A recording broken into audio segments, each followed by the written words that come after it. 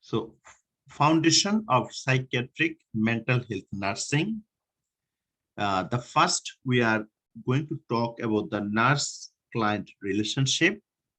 What are the principle of this? Principle, they said, the respect and empathy, understanding are characteristics important to the development of therapeutic nurse-client relationship.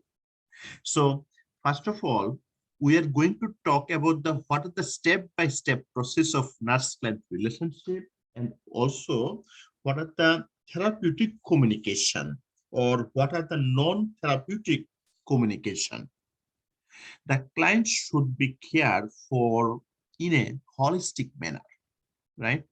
Holistic, they say, means physical, mental, or psychological, holistic, complete, even spiritual. The nurse considered the client cultural belief and value in the assessing the client response to the nurse and client relationship and his or her adaptation to the stressor or stress. Appropriate limit and boundaries define and facilitate a therapeutic nurse-client relationship. Honesty and open communication is an important, right? Is an important for the development of trust, right? Or under pinning of therapeutic nurse-client relationship. Now, what next? The nurse use the therapeutic communication techniques to encourage the client to express the thought and feelings. They address the identified problem areas.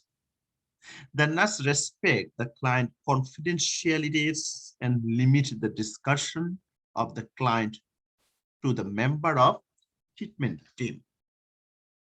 So the goal of therapy nurse-client relationship is to assist the client to develop problem solving and coping mechanism.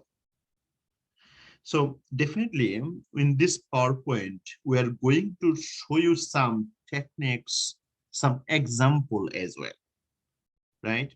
So what are the techniques or example about the therapeutic communication? Like I said, broad opening remarks is important. Example, what would you like to talk about today? If you ask a question, your patient, you say, what would you like to talk about today? Means it is very broad. You can express your emotion. Open-ended question, I say, or broad open remarks. Again, tell me more about the voice you hear.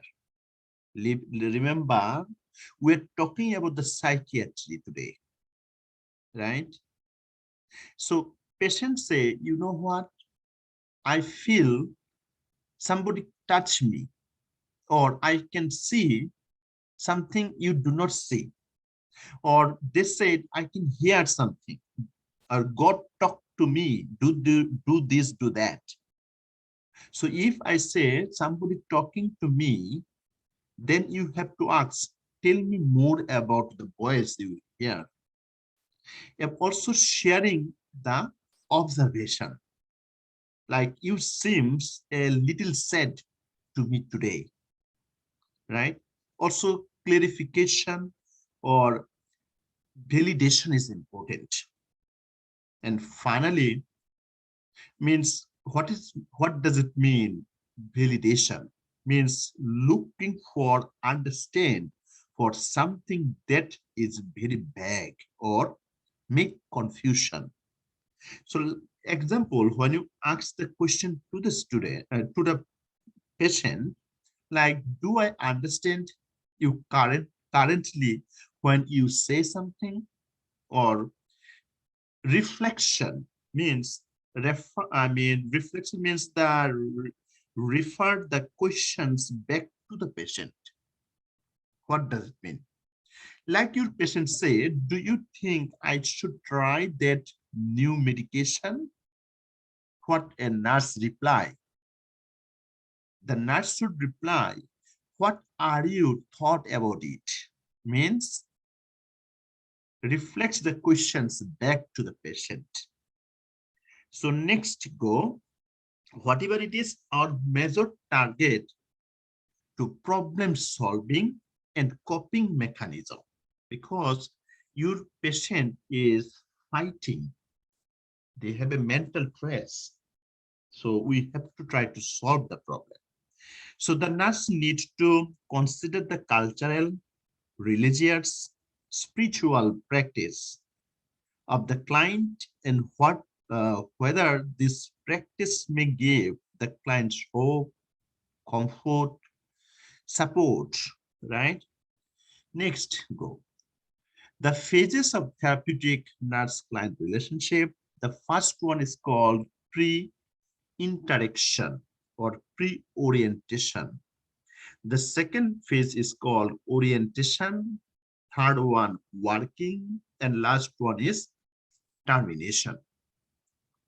Let me read it. Pre-interaction phase means the pre-interaction phase begins before the nurse first contact with the client. This is where the nurse establishes the purpose, goals, objectives for the interaction.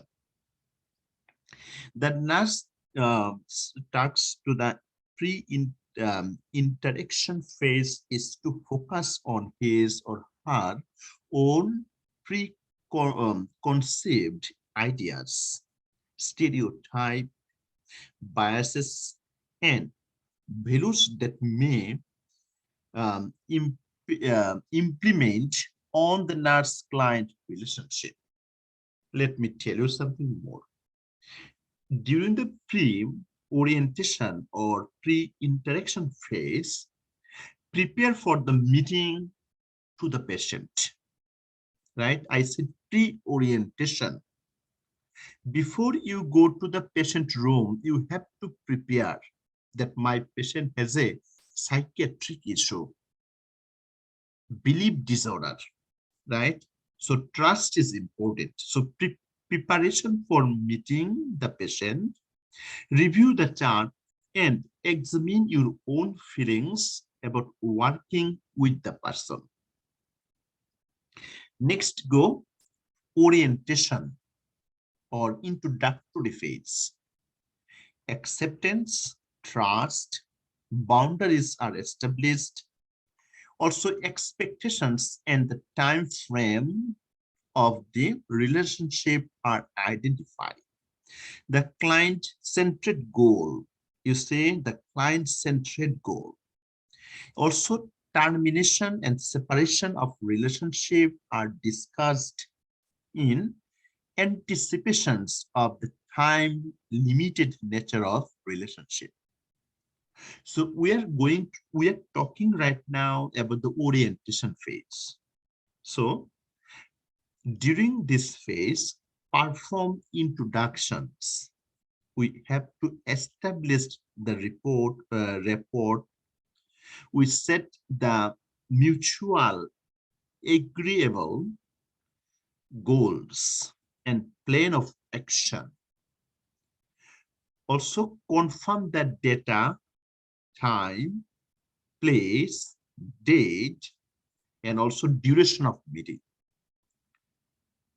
So when we go for orientation or introduction to the patient, discuss confidentiality. Very important for patient. Also establish trust and establish the boundaries. Next, go for working phase.